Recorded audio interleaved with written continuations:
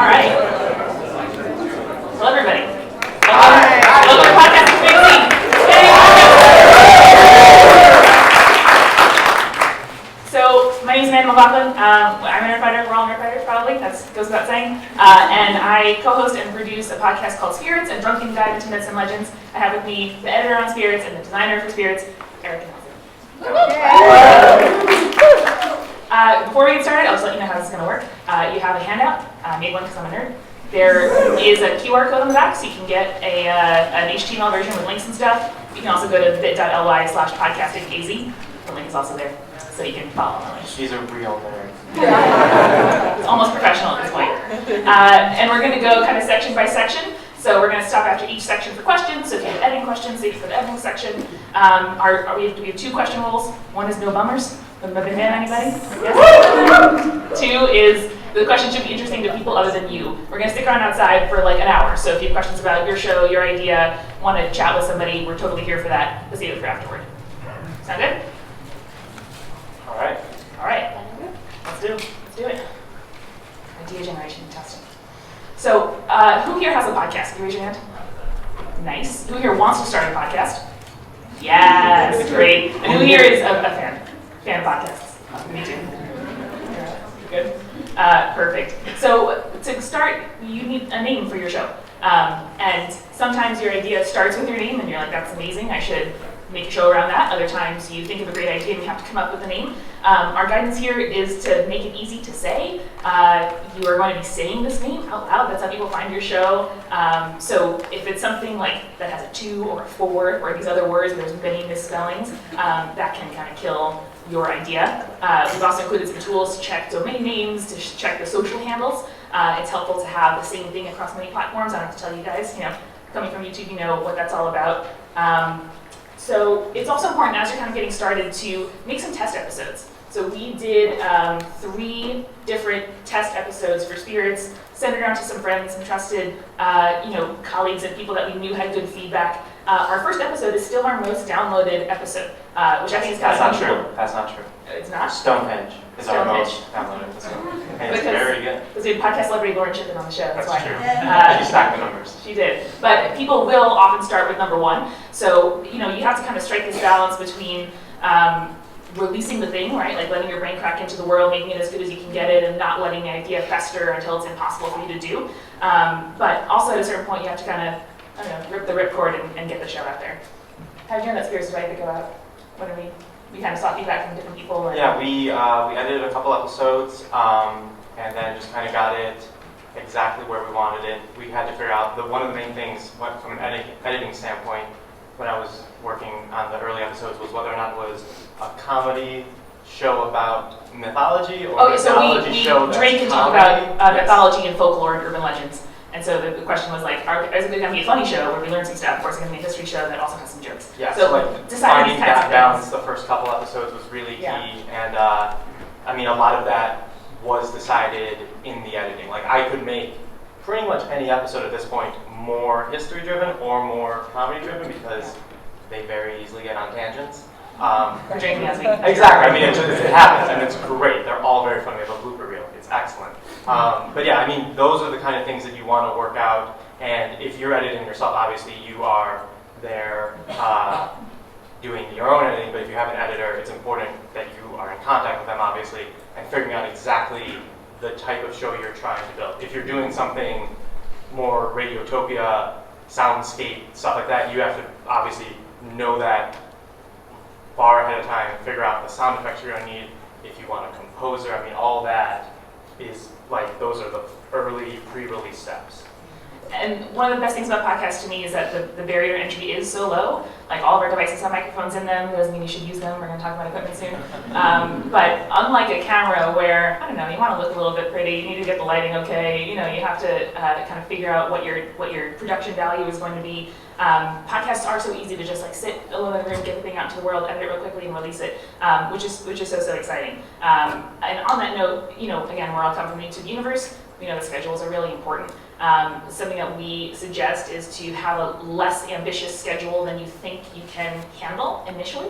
In kind of Preventing burnout is important, so we do shows every 2 weeks. We probably at this point have our routine enough that we could do it every week, but we want to keep it fun, and be in this for the long haul. So, that's something that we found helpful.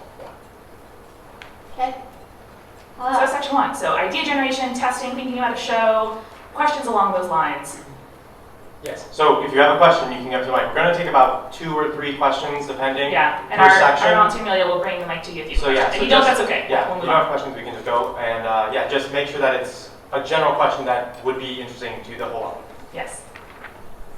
Does anyone have any? Good.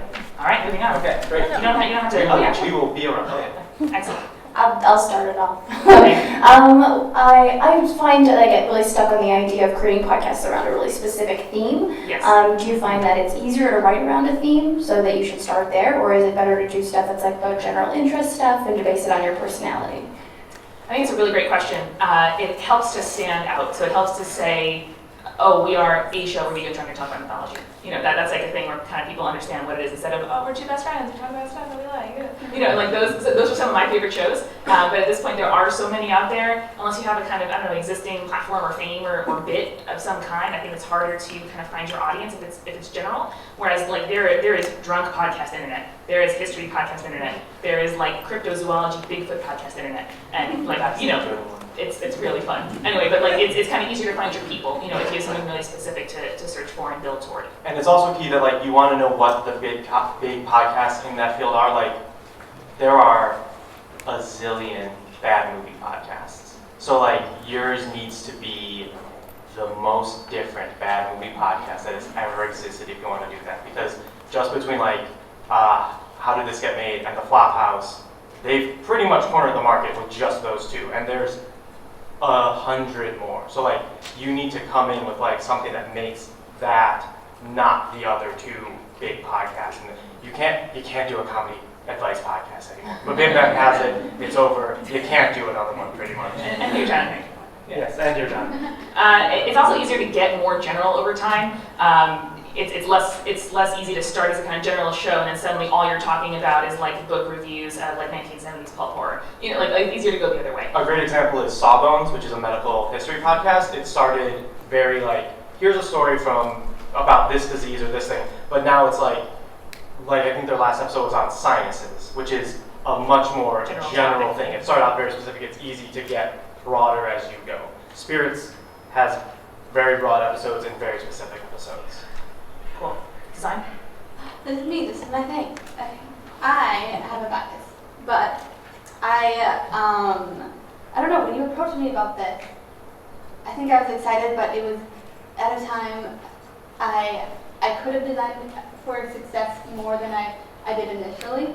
And in terms of logo, I was thinking about the logo, and I know that we had some ideas, and we. So Allison's a friend of mine that I was like, hey, we're starting a podcast. I cannot pay you right now. I'm so sorry. I will barter other services. Mm-hmm. Like, I have other freelance stuff. And so we went to you with a general idea, and you helped us render that into reality. Mm-hmm. And it always sounds ridiculous when a designer is just like, your logo matters, because I'm someone who's trying to work in that field. But that can't be understated. Like on the internet, whether you consciously or unconsciously click on something, it matters. It matters, and you can't judge a book by its cover, but you can judge a logo by its podcast. Podcast by its logo. Yes, you Podcast can. by its logo. Yes, yes. So yeah, that's obvious. And also, it's important that you don't put it as an afterthought. Like don't start running with your podcast and say, we'll figure that out later, like if we get good or if we get successful. That's A temporary logo is still your logo. Mm-hmm. Design for success. This is so important in anything you do. Plan like it's going to be successful. Because soon you'll find yourself scrambling when you have a request for this size, or you need this asset, and then it's just scramble, and you'll never catch up. If you design at the beginning for, you have your whole brand, and you have your identity, and you're just ready to go. And it's just a lot more professional as well if someone asks you about your podcast, and you have all the assets there and everything ready to go. It helps you so much, and it helps the designer so much. Instead of going back to someone, even if you just contract them once and then they give you their things, and then you come back in 2 months and say, oh crap, we need this size, and Which I've done about 15 times in the last year. And if you're paying them, it's really frustrating because then you keep on paying them, and I don't know. It sounds very simple, but it's so important, you know. Unlike other, I think, stuff that people like on the internet, so often you just choose the podcast that you're going to listen to based on the logo alone. If you ever are fortunate enough to be featured in iTunes, either they have like a kind of old YouTube feature box, RIP, and they'll kind of put shows that just the editors at iTunes happen to like. And so if that happens to you and your logo is like super interesting or eye-catching because it's a different color to the kind of colors that are in vogue right now, that'll get people to click on your podcast. And by people, I mean like hundreds of thousands of people. Like the front page of iTunes is an incredible thing. So if you think about these things in advance, even if you don't necessarily want to grow or you don't necessarily want to become podcast famous or make a ton of money, getting these things right at the beginning will allow you to not worry about them as time goes on, like getting all your social handles or like getting your domain name. You just kind of set yourself up, and the cost to entry are pretty low. Like if you buy a $40 microphone and you use free editing software, and your hosting is free on SoundCloud or $5 a month on Libsyn, if you're able to spend money on anything else, my vote is a logo. And there's also the importance of getting a good designer, because often you don't even need to know all those things, but the designer will, and then the designer will know to set you up for success, as opposed to a random website where that commissions 99 logos. What is it? What's that one with the? I don't even know. 99 designs. Yes. They'll tell you that's so bashed in design school. I put out her hand out. I was like, no, it's not happening. But yeah, the importance of a good design and a good designer. Coming from a designer. I endorse it. Design questions. Yes. We'll bring the mic to you if you're not sitting near the front. Again, that's okay. We'll do something at the end. Question? All right. Equipment. Also, just real quickly on logo, iTunes pretty much requires 1400 by 1400 logo, so you're going to need Photoshop or Illustrator to just get out the gate with that, and then you can downsize that. But what else? It's huge, but people are going to view it at this size. So so design for the 100 pixel square. Yeah, you need to think about that. iTunes is very frustrating. Like even when we did our feature, I needed to send them PSD, and it was. Yeah, there's a link as well to the kind of iTunes, like this is the way you should do your logo page, and they're very vague while having like super specific requests that make no sense. And you need one file that fits on mobile and Apple TV, which is great. Yeah, no, it's Apple's nuts. surprisingly very hard to work with.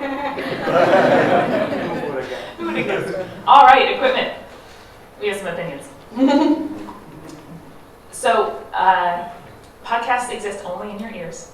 And the only way you can get good stuff into someone's ears is by capturing it well. So even if you buy, again, a $40 microphone, that is like an incredible improvement over most inbuilt phone and computer mics. It doesn't matter how funny or fabulous or fantastic a podcast is, if the audio is terrible or hard to listen to, or it doesn't capture the full range of the voice, the performance that you're going for, that's like my least favorite thing, is to hear great talent on podcasts and to hear a podcast that could be so promising, but the audio is so bad that I can't listen to it. It makes me really mad. But technique is also really important. So there are lots of like blog posts out there that are, like a podcasting kit for under $100 or a podcasting kit for under $50.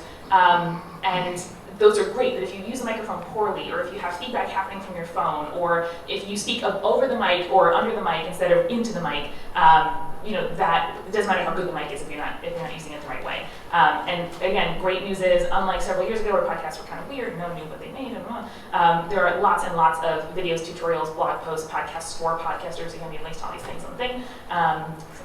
And it's very helpful to use, again, a cheap mic can sound better than people with $500 studio microphones who just don't know what they're doing. Yeah, so to run down some good options, Blue makes the Yeti, which is about $100. They make the Snowball, which is $30 to $50, I think. We have, recording this right now, the H4n by Zoom, which is amazing. It has two XLR ports and a microphone on the front. Everyone should have that for audio, video. It's the best. It's $260. It's unbelievable how good it is for what it does. You don't my first podcast I recorded 10 years ago, in my dorm room, and Eric is old internet. Yeah, I think there were like 1 or 2 episodes. It wasn't good. I recorded with a. I haven't heard this yet. Yeah, Wait, no, what was We might have to talk about it. What was it? there's no evidence in it. That brings us up to as far as I can tell. You purged Which the is internet. great. I think I just removed it at some point. Thank you very much. But like I recorded that with a like a 360p webcam microphone built in, so like. I don't even know how bad it was, but it was bad. It was 100% very bad. And like the news is, even if you start with again like a $30 snowball mic, you can improve over time. Like we've been around for about 14 months, our show, and we're just kind of upgrading our equipment now. And it's not like, and like on YouTube, they're like the guy gets the DSLR, and you're like, oh my gosh, the focus is very exciting. Like it's kind of jarring, and that happens on the YouTube channel. But on audio, a lot of people won't notice it unless it's bad, so they won't notice that it's gotten better. So don't worry, I don't think about like, you need to save up for the $500 microphone when you first start, as long as there's a microphone that isn't built into a thing with a screen.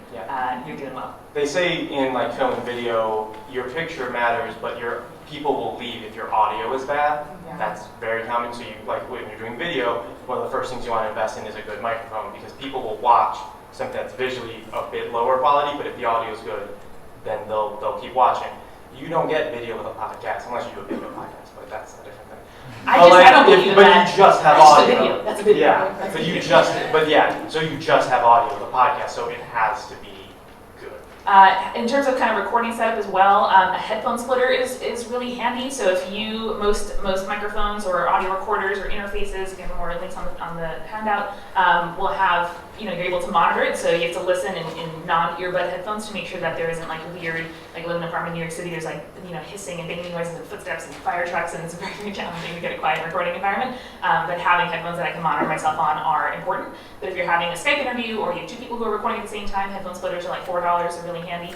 And it's also great to have a backup. So even if, again, you let your phone or your laptop or computer record a voice memo as you're recording your podcast with an actual microphone, in case you miss something or there's some kind of bug, or your guest's audio falls out of sync or something, or you have a power outage in the middle of a recording session, which has happened to me before, you will have a backup and you won't have to redo it if it was like a guest that you can't get again. Yes. Thank you. So I have a question about doing sort of remote interviews. Yeah. What is the best way to do that? Because it seems like I would guess Skype would probably be the way to go usually, but I don't know. I've heard a lot of different ways of doing it, and just what your guys' opinion was. For sure. So ideally, each guest will be recording their own audio. So I have my microphone in front of me, my laptop in front of that, and I'm Skyping with you, and you in front of yourself have your laptop Skyping with me, and then a microphone where you're recording your own voice. That's great because if you cough while I'm talking, it's okay because I can cut it out. But if you need to, there are kind of web platforms that will capture voice on a Skype call. They'll record the Skype call for you. You can also tweet to us if you have more specific questions, and we can send you links and stuff. Oh yeah, great. Yeah, there's one. It's what I also edit the ICG podcast that just went live last Thursday. And it's not public. It's great. They use. It's now public, not public. Yes, it's now public. Yes. Yes, before it wasn't. Now it is. It's great. That's recorded using a program that you log into Skype, and then it starts recording both people's audio. And it actually will do a thing where it'll auto mix it into one thing if you are fine with it just going out the way it recorded, or it'll record both streams separately, and then you can do sound editing and mixing on there as well. I don't remember the name of it. We can add it to this, right? And it'll update. We can add it to the flyer, Yeah. it will update, or you can tweet to us. Yes. Yes, you can either go to the mic or we can have Millie bring in the mic. Thank you. You mentioned. Maybe not. Well, Want to we come to can the hear front? you. Okay. Yeah. No, the audio can't hear them. You're Oh. such a bad editor. Come to the front. I'm a good editor. He's really good at Not that. to get to that. You mentioned dealing with noisy environment. What are some tips about that? Yeah. Textiles. Move So- to the country. Move to Chicago where apartments aren't that noisy. textiles stop sound from reverberating around the room. You have kind of two choices. One is to better capture the thing you want to capture, which is just vocal tones probably in this case. So like we have a bit on the handout about a condenser versus a dynamic microphone. One is better for capturing the voice and one is better for capturing like the ambiance of the room. Blue Yeti, great for room ambiance, not great for just voices. And also, so you can kind of, make sure that you're recording maybe the bedroom's better than the living room if you have like carpet and the bedspread and like there's more textiles in the Carpeting's room. key. You Carpeting want is carpeting. the best. You can also just go to Goodwill, find old blankets, hang them up over your windows. That's like an aesthetic choice, but that will be really good. Well, I mean, do it while you're recording, but Yeah, like, I yeah. mean, that's like, it's very common Yeah. in film. It's very, Yeah. like, if you're not gonna make a small studio in like your extra bedroom or closet or something, like putting some big, heavy fabric Drapes up down. over where the sound is typically coming in will block out Yeah. a very significant amount of You sound. can also make a tiny blanket fort for yourself. And so they sell these on Amazon, like a kind of folding screen that's just about this height that you can put on a table. They've had models that are like $20, and it's just kind of like a foam box you talk into. So again, there may be some kind of ambient noise coming from behind you, but it cuts off, the rest of the directions that sound can be coming from. So again, tweet to us, we can give you more specific advice. Thank you. All right, we can take more at the end, but now let's do editing. Yay. Editing's great. It's very important. So real quickly, software, I didn't have it up there because I just remembered it exists. GarageBand. GarageBand comes with every Mac for free, I'm pretty sure still. I haven't had a Mac in a very long You time. can download from the App Store, but it's free. It's great. Also, Audacity is on Windows and Mac. Yeah, it's a very good editor. It'll export waves, MP3s, everything you need. It has a lot of plugins, so you kind of gotta finagle what you want out of it, kind of customize it. But for free, it's unbelievable. It's a great program. Yeah, and there's lots of great presets. Like some kind of great advice that I heard recently was like, hitting the enhance button on a photo, it's often pretty good, but it's not always the best choice. But like sound engineers are the ones who put together this kind of like enhance the voice button. So like if you don't know what you're doing yet, that's cool. Like trust the experts. You can experiment when you're producing these pilots. Turn the microphone gain way up and see how bad that sounds. Turn it way down and hear what that actually means. Turn the bass in your software way up, hear what that means. There are lots of, great tutorials online. Most mics, if you just capture the voice, you don't have to do much to it to make it kind of listenable. But however much you want to learn, however ambitious you want to get, there are tutorials for you to use. Yeah, so there's a great thing just like that in Adobe Audition, which I edit with, where it's a dialogue thing, and you just click dialogue, and then there's a bunch of presets, and one of them is podcast voice. So now it does also auto set that to male, because there's also a female setting, so that's slightly sexist on Adobe's part, so maybe get that together, Adobe, but Coming up for you, Adobe. yeah. I mean, I don't know why it defaults to that, it's ridiculous.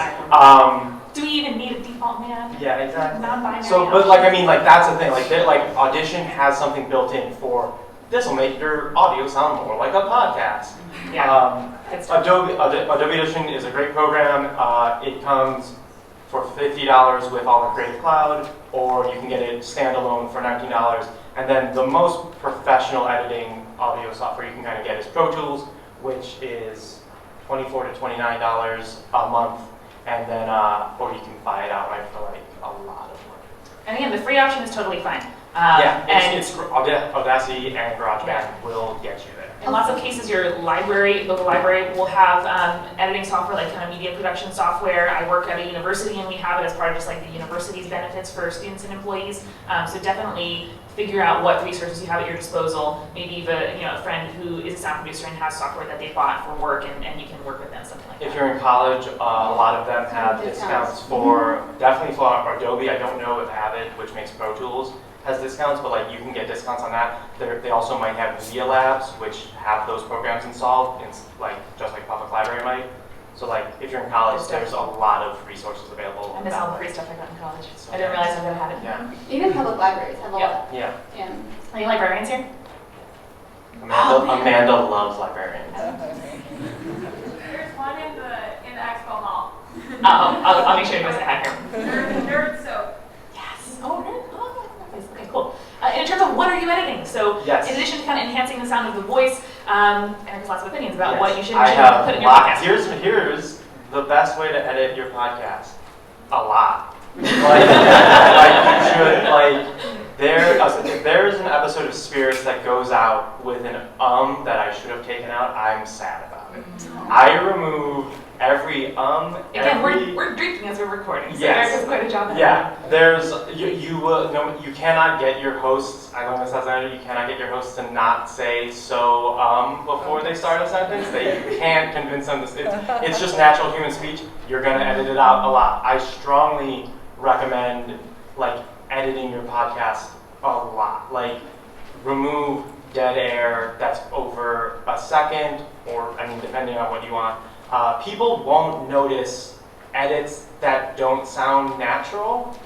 We will take a moment where an audio jump cut doesn't sound, it doesn't stick out to the ears the way it does. It's very usually. interesting. If you end a sentence and then there's a break and then they kind of jump back in really strong, if you condense that to a half a second, it'll sound weird while you're editing, but to the average person, they won't be able to tell the difference. Just like dialogue that we read, isn't actual dialogue because most people speak in half sentences and kind of gesture at something and interrupt each other and use a lot of filler words.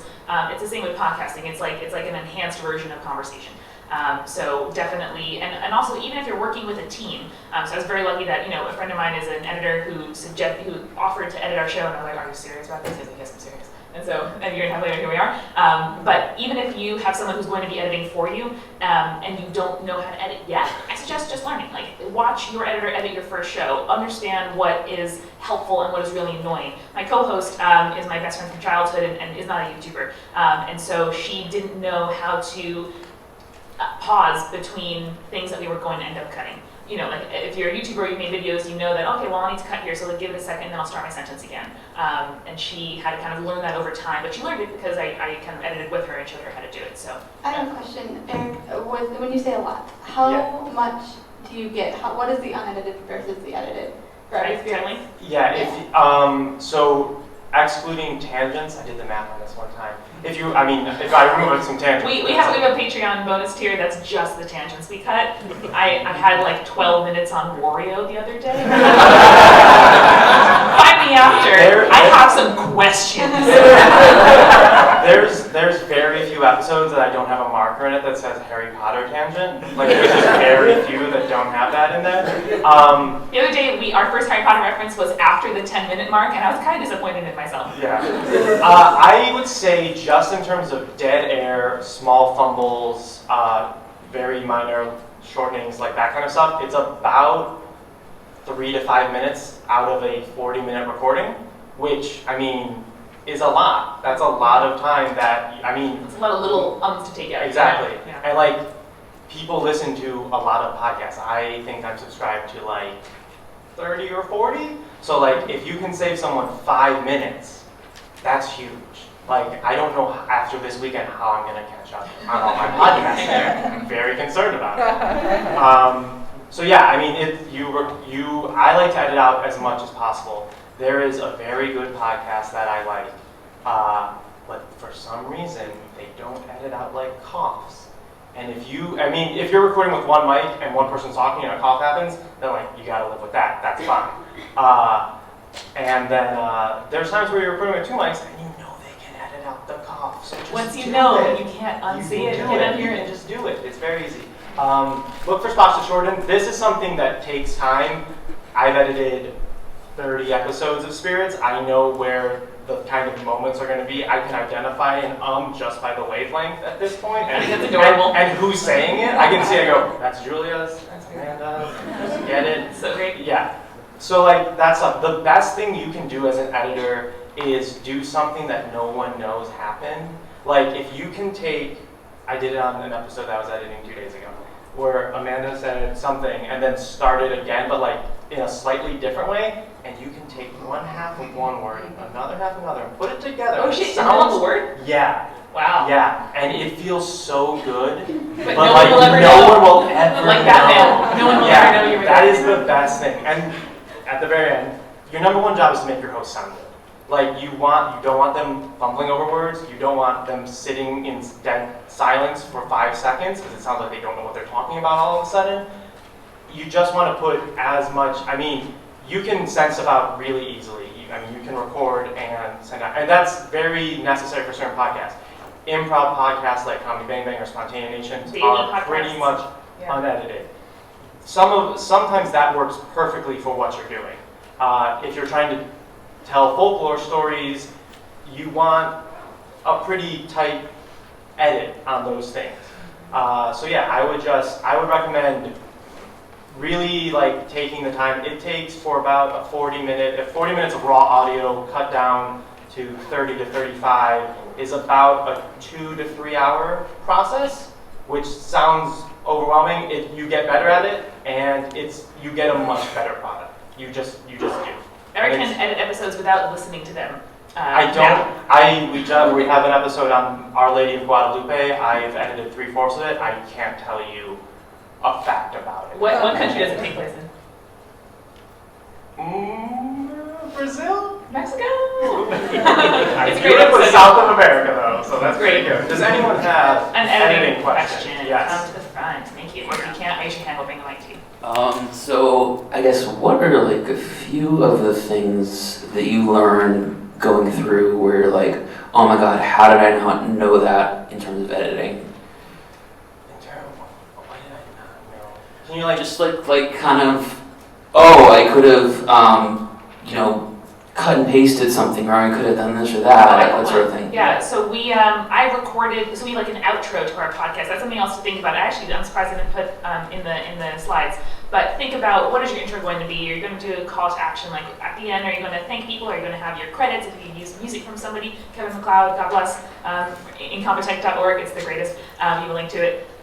So I recorded the 2 minutes of outro we had every time for 10 episodes before Eric was like, can we just record it once and I'll copy and paste it? It's like outside. It's the same thing that I some, say. some podcasts do different things on their outros. Spirits, for the most part, we mentioned for literally 10 seconds something about the episode and then just read the exact same copy. So I was like, it'll make it quicker for everybody if we just do one thing. Yeah. And the last 20 episodes of Spirits has had the exact same outro, and it's effective. People compliment me sometimes on how I pronounce something in the outro that week. Yeah. And I was like, you keep on thinking that, y'all, but it's the same for It's the same great file. ones. Also, on editing,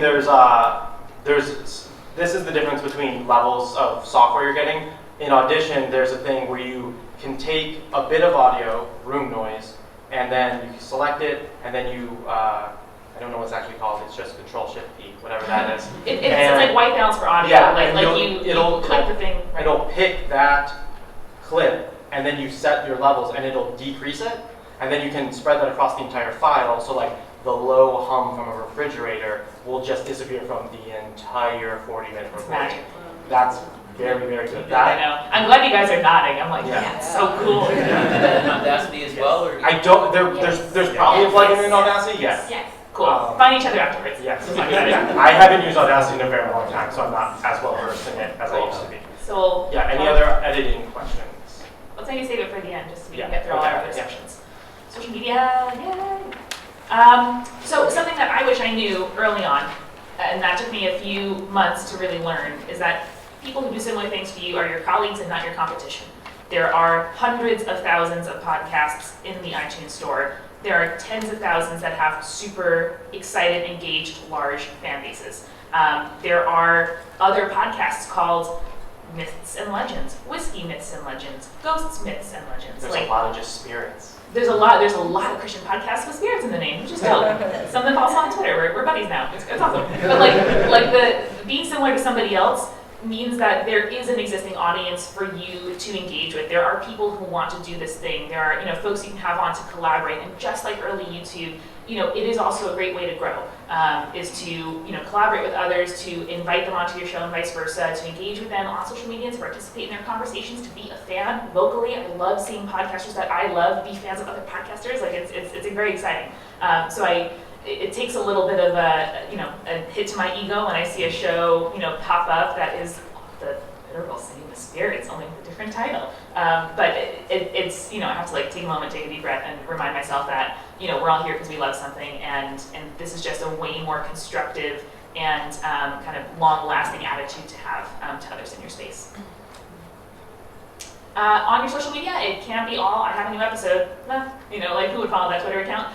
So there's, again, we can chat afterward about your specific show, but you can share related articles, podcasts, questions, memes. People love their memes. We have like a Friday meme day on our Spirits Twitter where we post like Renaissance art with like modern captions, like the feeling you're going out and like your girls won't let you go with like hydras pulling a woman down. It's great, it's great. And you know, people are here for you, for your take on stuff, or for your subject matter. And so you can kind of do all three of those. You can do, you know, your take on something unrelated to your show. You can, you know, share stuff that you didn't write around your show topic. You can just show, you know, photos of your process, photos of your setup. People love just seeing the mic stacked on books, and even if it's like a kind of a janky setup, like people will enjoy seeing it.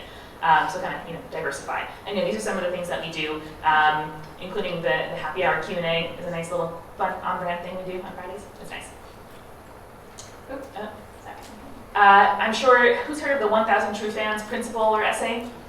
Ooh, you guys are gonna learn something great today. So there's this wonderful essay that someone wrote about 10 years ago on the internet about how mathematically you only really need 1,000 people who want to give you money and support your work to buy like an album a year. You know, for example, if you're a musician and like that's enough to live on, it's like, you know, finding people who really love you and will support you no matter what and will follow you and will find your stuff. Like those are people that you care about, and not even just about financial support, but I think you should really make shows that amuse yourself, your friends whose taste you trust, and the fans who are like there for you every week. You can't please everybody, you can't please the masses. We get so many mean iTunes reviews, y'all, but like knowing that the thing that I actually care about is, you know, the folks who are waiting every Wednesday at 6 a.m. for the show to go up, or even just like my 3 or 4 friends who will text me, listen to the show. I'm like, oh, you listen to my show, it's so great. You know, you have to know who you should be aiming to make happy, and it should be yourself and then people that you care about. I'll continue, then we'll take all the questions at the end. That's cool. Patreon is the best. That is the fastest way to get some money for your show. I'd say the kind of lowest that a podcast overhead could be per month is between $5 and $15, so that's for hosting fees. There are some free options, but they're quite limited. SoundCloud, for example, has a free hosting version. You can only upload, I think, up to 2 hours worth of audio. 360 minutes, which is 6 hours. 6 hours. Yes. Nice. Ooh, I got Good job, real worried. And then Libsyn is our host of choice. The cheapest plan is $5 a month. They have a kind of like website built in. Let's say you get a domain name and it's, you know, $20 for the year, and you kind of prorate that out. So I mean, the costs, there are some costs to keeping it running every month. Yeah, Libsyn's great. The $5 a month plan is 50 megabytes, which means you can probably do 1 episode a month, or make it lower quality audio. Yeah. Or at $15, it's 250 megabytes, which is what we use, and that's a ton of space for 2 episodes a month. Yeah, and they have plans that go much higher once you get bigger. I need big stats and stuff.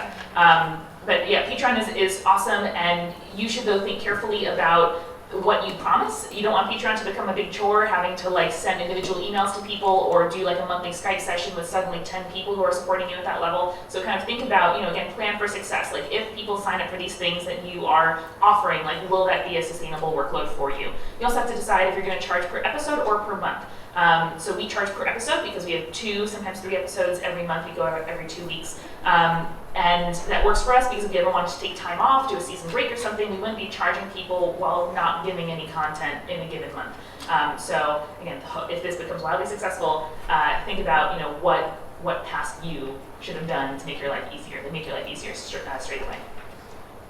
Sponsors, I don't need to touch on. If anyone is kind of in that category or has some questions about it, again, happy to chat with you afterward. But really, it's when your episodes are getting over 10,000 downloads in the first 24 hours that they're released. That's kind of the moment where, you know, sponsorship becomes a thing that you can think about, and we can chat about it. But focus on your. I know I heard your one. Thank you. Focus on making your show great, on making yourself happy, and on finding your community first. I want to do a live show real bad, but we'll kind of get there as we grow. Cool. Community building. Allie, you want to start?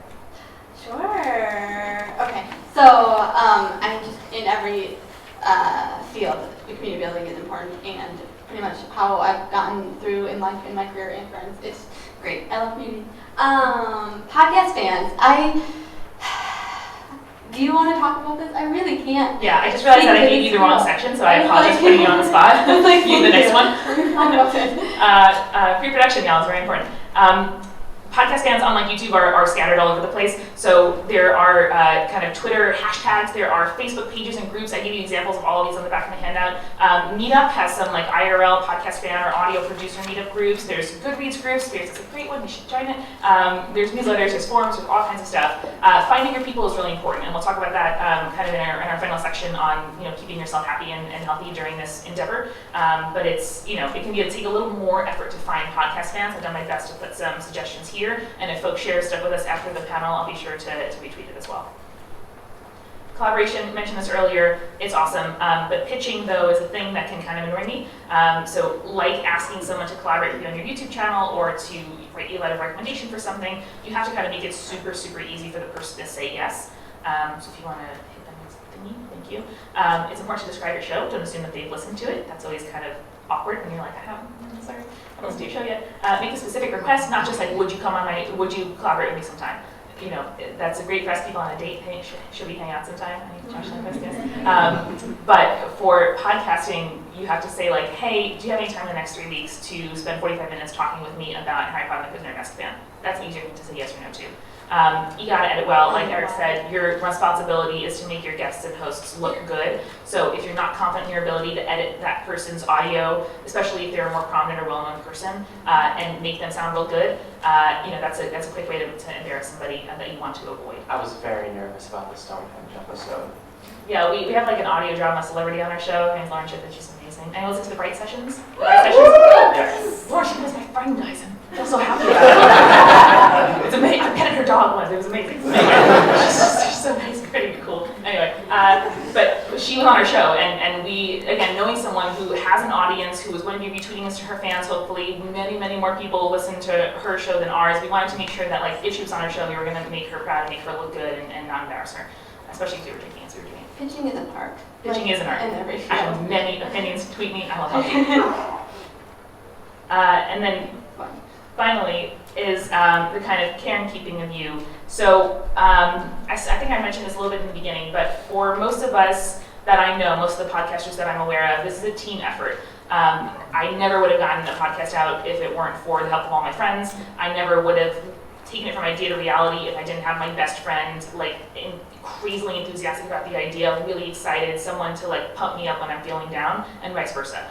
So I think if you can at all, creating with your friends is an amazing thing to do. Friendshipping, the podcast, which is excellent also, had a great episode this week on working with your friends and the kind of ups and downs that can bring you. So I recommend that, but it's important to have your support system, to have people who can help you. Again, folks you can run your episodes by.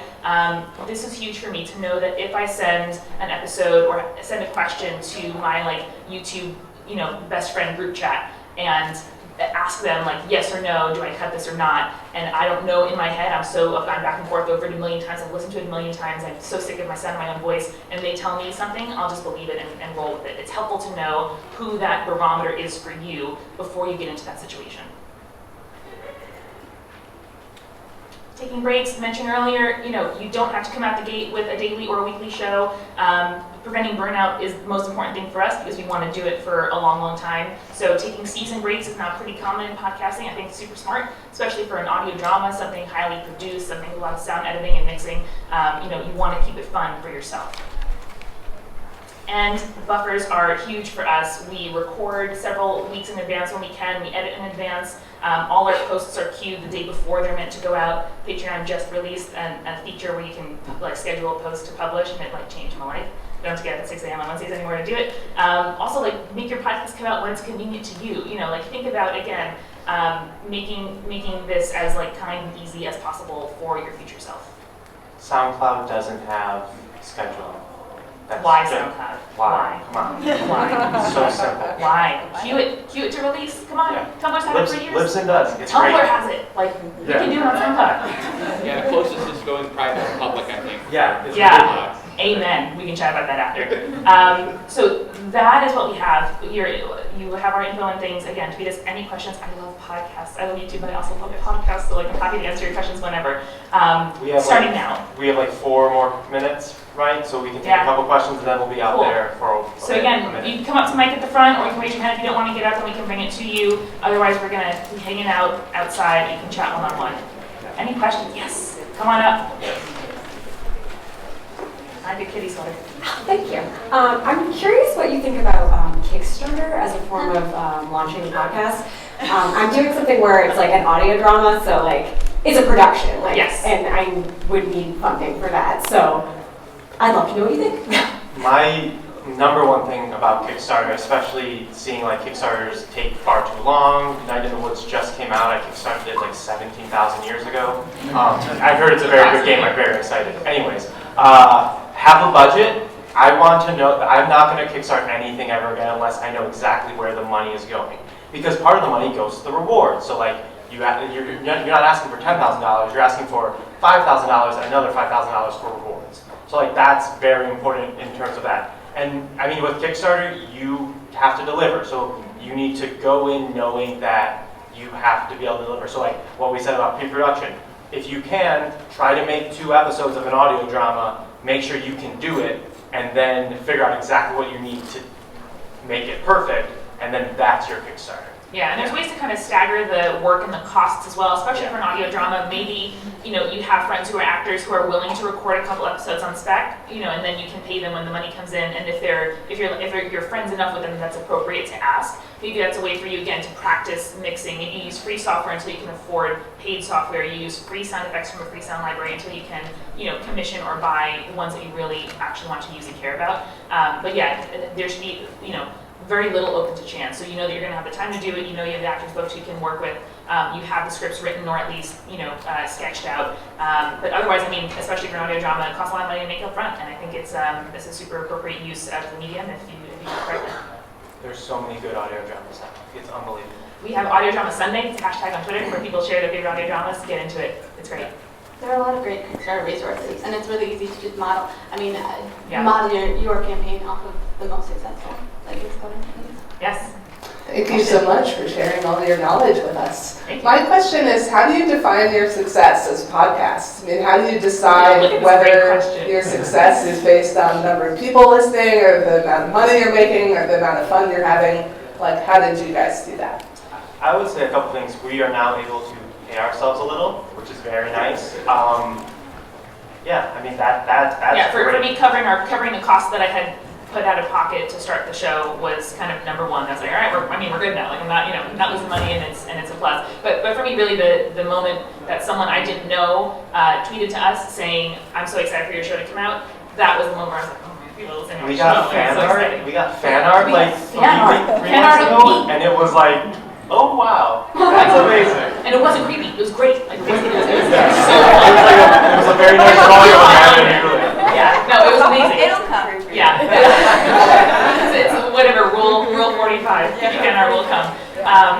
But yeah, no. So I mean, for me, it's just really the engagement. People who look forward to our show. People who will say like, my husband and I save it for Friday afternoons when we like make dinner together, and I'm just like, oh my god, I'm part of your life, like podcasting. So we are all out of time, but we will be out there for a little bit if you want to ask us literally any questions. And again, well, not there's literally any questions. QR but code. podcast questions. Bitly thing. Find the resources. Tweet to us. We love talking to you guys. Thank you so much for coming.